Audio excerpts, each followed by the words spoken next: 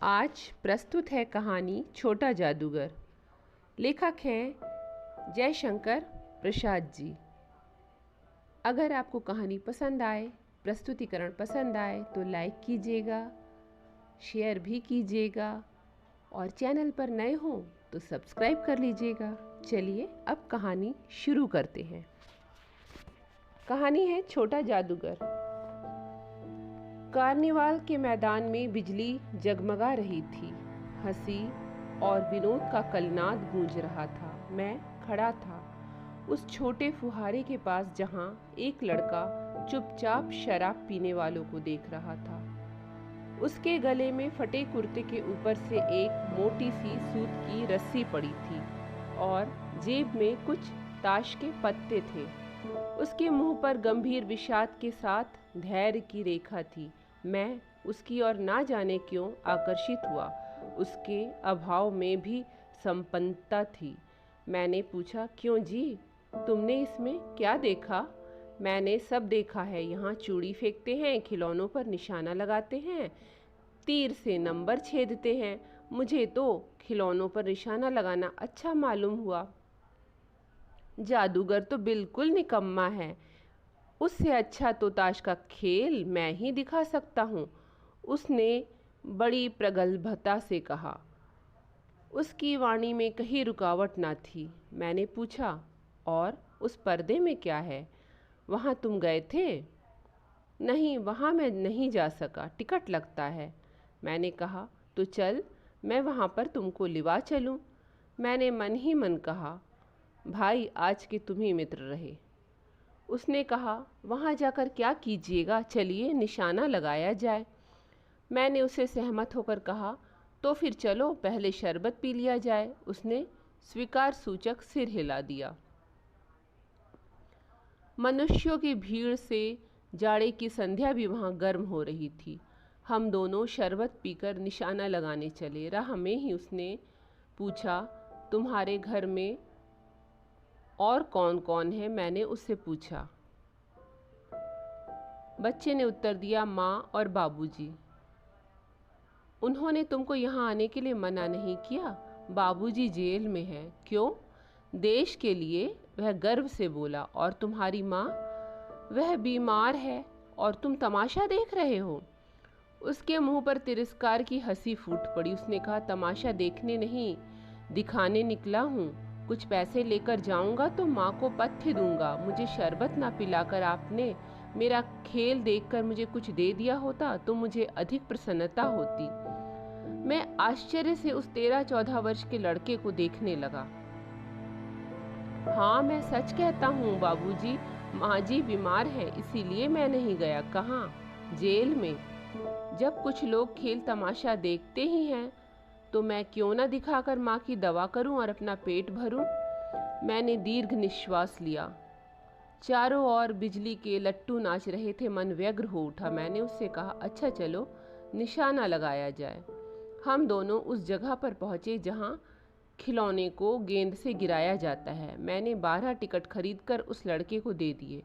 वह निकला पक्का निशानेबाज। उसकी कोई गेंद खाली नहीं गई। देखने वाले दंग रह गए। उसने 12 खिलौनों को बटोर लिया, लेकिन उठाता कैसे? कुछ मेरी रुमाल में बंधे, कुछ जेब में रख लिए गए। लड़के ने कहा, बाबूजी आपको तमाशा दिखाऊंगा, बाहर आइए, मैं चलता हूँ। वह 9-2-11 हो गया। मैंने मन ही मन कहा, इतनी जल्दी आंख बदल गई। मैं घूमकर पान की दुकान पर आ गया। पान खाकर बड़ी देर तक इधर उधर टहलता रहा। झूले के पास लोगों का ऊपर नीचे आना देखने लगा। अकस्मात किसी ने ऊपर के हिंडोले से पुकारा, बाबूजी। मैंने पूछा, कौन? मैं हूँ, छोटा जादूगर। कलकत्ते के सुरम्य बॉटेनिकल उद्यान में लाल कमलिनी से भरी हुई एक छोटी सी झील के किनारे घने वृक्षों की छाया में अपनी मंडली के साथ बैठा हुआ मैं जलपान कर रहा था। बातें हो रही थी, इतने में वही छोटा जादूगर दिखाई पड़ा। हाथ में 4 खाने का खादी का झोला, साफ जांघिया और आधी बाहों का कुर्ता। सिर पर मेरी रुमाल सूत की रस्सी से बंधी हुई थी। मस्तानी चाल में झूमता हुआ आकर वह कहने लगा, बाबूजी नमस्ते, आज कहिए तो खेल दिखाऊं। नहीं जी, अभी हम लोग जलपान कर रहे हैं। फिर इसके बाद क्या गाना बजाना होगा बाबूजी? नहीं जी, तुमको। क्रोध से मैं कुछ और कहने जा ही रहा था कि श्रीमती जी ने कहा, दिखलाओ जी, तुम तो अच्छे आए, भला कुछ मन तो बहले। मैं चुप हो गया, क्योंकि श्रीमती जी की वाणी में वह माँ की सी मिठास थी जिसके सामने किसी भी लड़के को रोका नहीं जा सकता। उसने खेल आरंभ किया। उस दिन कार्निवल के सब खिलौने उसके खेल में अपना अभिनय करने लगे। भालू मनाने लगा, बिल्ली रूठने लगी, बंदर धुड़कने लगा, गुड़िया का ब्याह हुआ, गुड्डा वर काना निकला। लड़के की वाचलता से ही अभिनय हो रहा था। सब हंसते हंसते लोटपोट हो गए। मैं सोच रहा था, बालक को आवश्यकता ने कितना शीघ्र चतुर बना दिया। यही तो संसार है। ताश के सब पत्ते लाल हो गए, फिर सब काले हो गए। गले की सूत की डोरी टुकड़े टुकड़े होकर जुड़ गई। लट्टू अपने से नाच रहे थे। मैंने कहा, अब हो चुका, अपना खेल बटोर लो, हम लोग भी अब जाएंगे। श्रीमती जी ने धीरे से उसे 1 रुपया दे दिया। वह उछल उठा। मैंने कहा, लड़के, छोटा जादूगर कहिए, यही मेरा नाम है, इसी से मेरी जीविका है। मैं कुछ बोलना ही चाहता था कि श्रीमती जी ने कहा, अच्छा, तुम इस रुपए से क्या करोगे? पहले भर पेट पकौड़ी खाऊंगा, फिर एक सूती कंबल लूंगा। मेरा क्रोध अब लौट आया। मैं अपने पर बहुत क्रुद्ध होकर सोचने लगा, ओह, कितना स्वार्थी हूँ मैं। उसके 1 रुपया पाने पर मैं ईर्ष्या करने लगा था ना। वह नमस्कार करके चला गया। हम लोग लता कुंज देखने के लिए चले।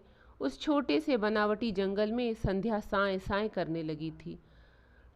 अस्ताचलगामी सूर्य की अंतिम किरण वृक्षों की पत्तियों से विदाई ले रही थी। एक शांत वातावरण था। हम लोग धीरे धीरे मोटर से हावड़ा की ओर जा रहे थे। रह रहकर छोटा जादूगर स्मरण होता था। तभी सचमुच वह एक झोपड़ी के पास कंबल कंधे पर डाले मिल गया। मैंने मोटर रोककर उससे पूछा, तुम यहाँ कहाँ? मेरी माँ यही है ना? अब उसे अस्पताल वालों ने निकाल दिया है। मैं उतर गया। उस झोपड़ी में देखा तो एक स्त्री चिथड़ों से लदी हुई कांप रही थी। छोटे जादूगर ने कंबल ऊपर से डालकर उसके शरीर से चिमटते हुए कहा, माँ। मेरी आंखों से आंसू निकल पड़े। बड़े दिन की छुट्टी बीत चली थी। मुझे अपने ऑफिस में समय से पहुंचना था। कलकत्ते से मन उब गया था, फिर भी चलते चलते एक बार उस उद्यान को देखने की इच्छा हुई। साथ ही साथ जादूगर भी दिखाई पड़ जाता तो और भी अच्छा होता। मैं ये सोचता हुआ उस दिन अकेले ही चल पड़ा।